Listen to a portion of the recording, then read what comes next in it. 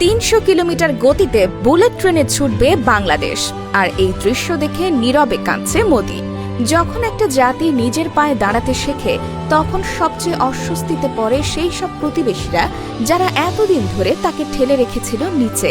বাংলাদেশ আজ সেই পথে হাঁটছে, আর ভারত এখন ঠিক সেই জায়গায় দাঁড়িয়ে যেখানে তার দম্ভ, আধিপত্য আর ছায়া সংস্কৃতির মুখোমুখি হয়েছে এক নীরব বিপর্যয়। কারণ আজ বাংলাদেশ বাস্তবায়নের পথে সেই প্রকল্প, যেটা শুরু হতে হতেই আটকে গিয়েছিল এক নারী শাসকের রাজনৈতিক গোলামির জালে, এখন সেই বাধা কেটে গেছে।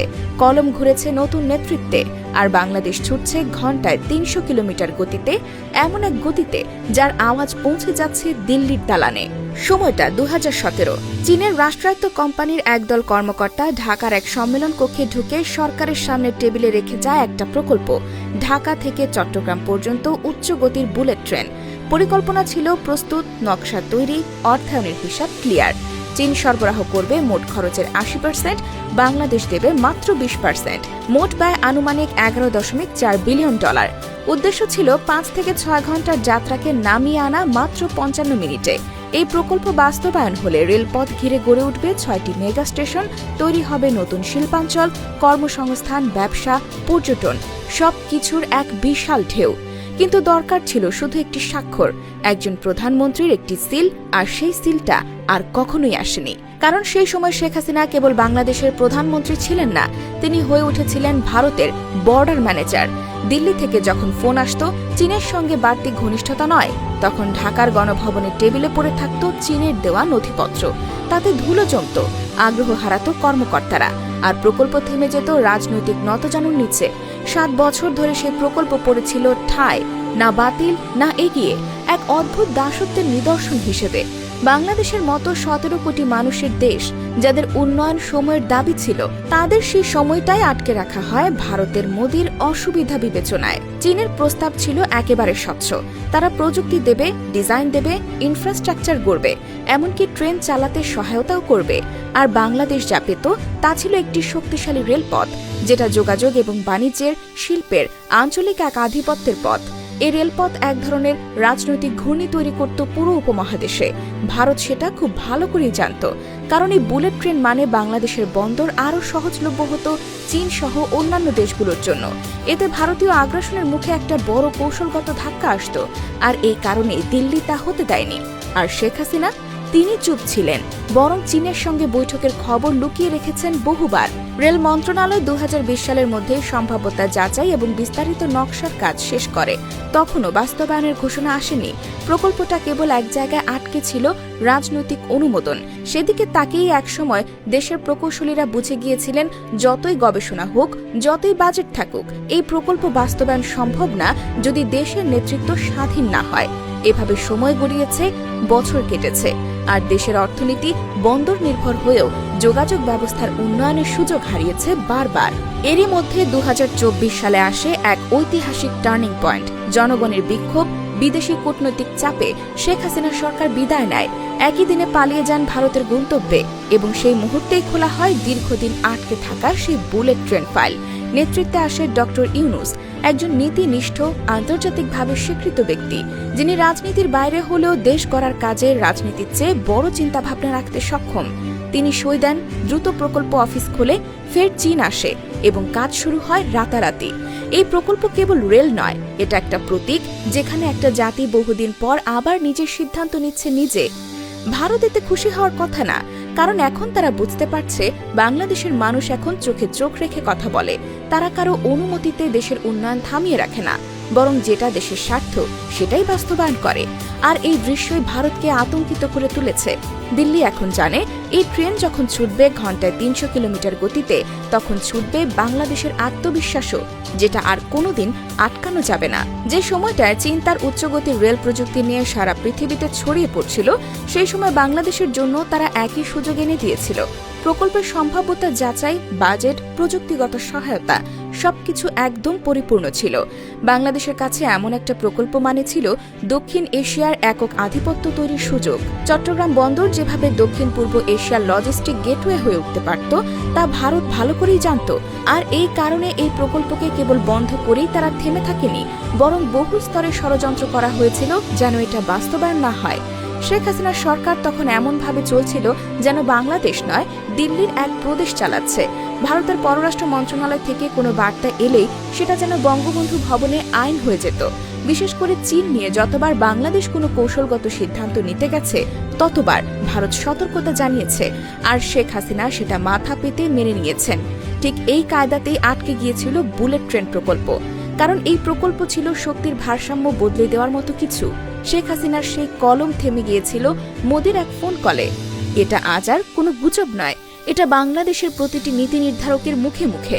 ভারত চাইতো বাংলাদেশ সব সময় তাদের উপর নির্ভর করুক, বাণিজ্যে, জ্বালানিতে, এমনকি যোগাযোগ ব্যবস্থায়ও।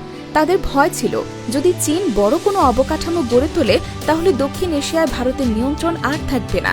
আর এই ভয় থেকেই শুরু হয়েছিল কূটনৈতিক চক্রান্ত। দিল্লি একাধিকবার বাংলাদেশের কাছে বিকল্প প্রস্তাব দিয়েছে, যেখানে তারা একই ধরনের রেলপথ বানাতে চেয়েছে, কিন্তু তাদের কোনো প্রস্তাবেই ছিল না অর্থায়নের নিশ্চয়তা, প্রযুক্তির আধুনিকতা বা বাস্তবায়নের স্বচ্ছতা। অথচ শেখ হাসিনা সেই প্রস্তাবেই গুরুত্ব দিতেন বেশি, কারণ ওটা ছিল ভারতীয় বন্ধুত্ব। চীনের প্রস্তাব ফাইলেই পড়ে থাকত। এসবের পেছনে যেটা ছিল সেটা হলো এক ভয়াবহ আত্মসমর্পণ। শেখ হাসিনার সরকার বুঝতেও পারত না বা বুঝেও চুপ থাকত। এই দেশের ভবিষ্যৎ, শিল্প, যোগাযোগ, কর্মসংস্থান থেমে যাচ্ছে শুধু একটা ফোন কলে। এত বড় প্রকল্প, যার মাধ্যমে দক্ষিণাঞ্চল, চট্টগ্রাম, কক্সবাজার, এমনকি ভবিষ্যতে কুয়াকাটা পর্যন্ত যুক্ত হওয়ার সুযোগ ছিল, সেটা শুধু ভারত খুশি না এমন অজুহাতে বাতিল হয়ে গেছে। এটা যারা শুনছে তারা বিশ্বাস করতে পারে না, অথচ এটাই হয়েছে। দেশ স্বাধীন, কিন্তু সিদ্ধান্ত স্বাধীন না, এটাই ছিল বাস্তবতা। শুধু এই প্রকল্প না, এর আগেও বহুবার দেখা গেছে ভারত কোনো কিছুতে আপত্তি করলেই শেখ হাসিনা সেটি থেকে সরে যান।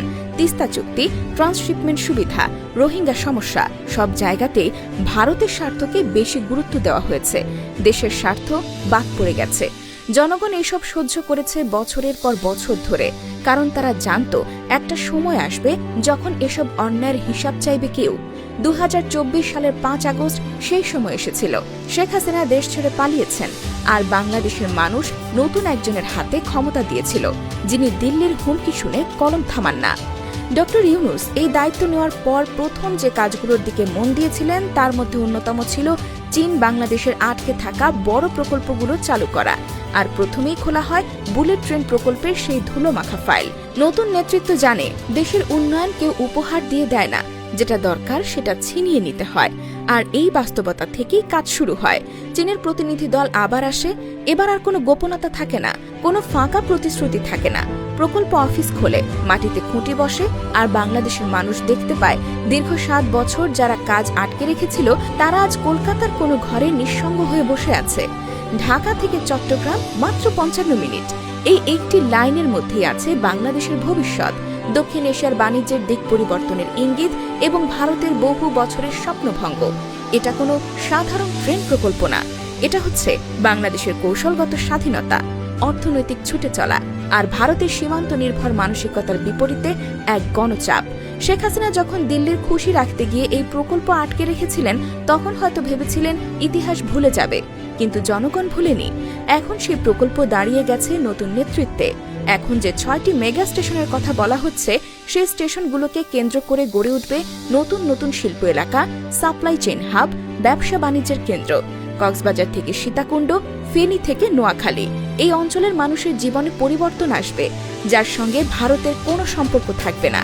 এতদিন চট্টগ্রাম বন্দর ব্যবহার করতে হলে দিল্লির মুখ দেখতে হতো।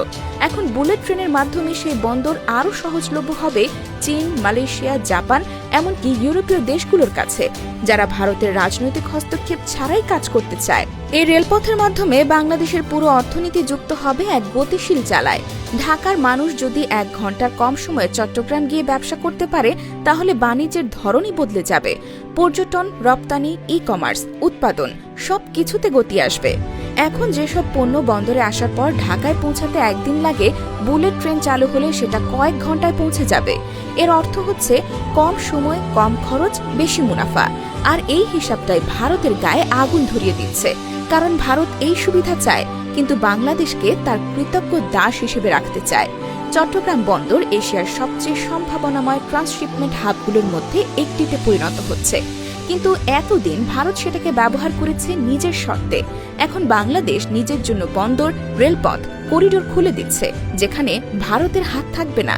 এতদিন তারা চীনের প্রজেক্ট আটকাতে চেয়েছে, কারণ তারা জানতো যদি চীন একবার বাংলাদেশের ভেতর ঢুকে পড়ে তবে ভারতীয় পণ্য, পলিসি, প্রভাব সবকিছু পেছনে পড়ে যাবে।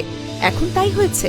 বাংলাদেশের জনগণ সেটা বুঝে ফেলেছে, আর সেই চেতনা মোদির দিল্লি সরকারকে শঙ্কায় ফেলে দিয়েছে। ভারত এতদিন বাংলাদেশকে দেখে এসেছে এক প্রভাবাধীন রাষ্ট্র হিসেবে। তারা ভেবেছে ঢাকা যা করবে সেটা দিল্লির অনুমতিতে হবে।